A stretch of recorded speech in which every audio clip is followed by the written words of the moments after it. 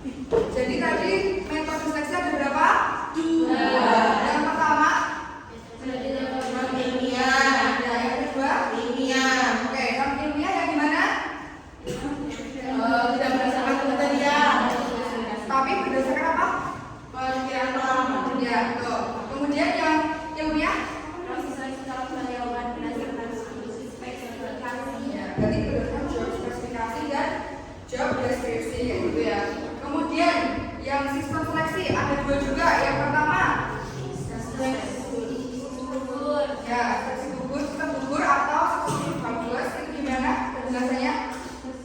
Adalah sistem seleksi yang dilaksanakan satu demi satu tahapan. Bila orang tidak lulus pada satu tahap, Ya, berikutnya. Oke, yang lain paham? Apa masih mau ditanyakan? Jadi kalau kita di tahap administrasi lolos, tapi ternyata kita ke tahap berikutnya nggak lolos, berarti otomatis ke tahap-tahap yang lainnya kita nggak bisa ikut ya, gitu ya. Kan di sini dijelaskan di buku paket. Misalnya ini ada seleksi surat lamaran, kemudian lanjut ke seleksi belangko lamaran, lalu pemeriksaan lamaran.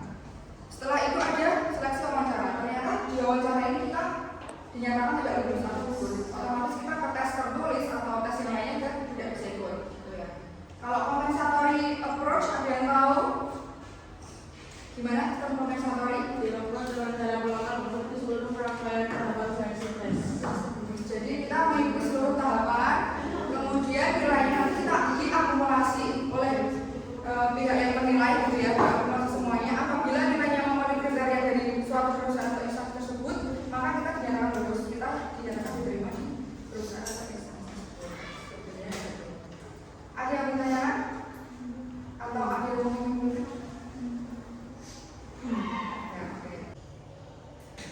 Baik semuanya, karena kita sudah di penghujung pembelajaran pada pagi hari ini, saya bisa simpulkan tadi kita belajar mengenai metode seleksi dan sistem seleksi. Metode seleksi ada 2. Yang pertama ada non-linear dan metode linear. Kemudian sistem seleksi ada berapa?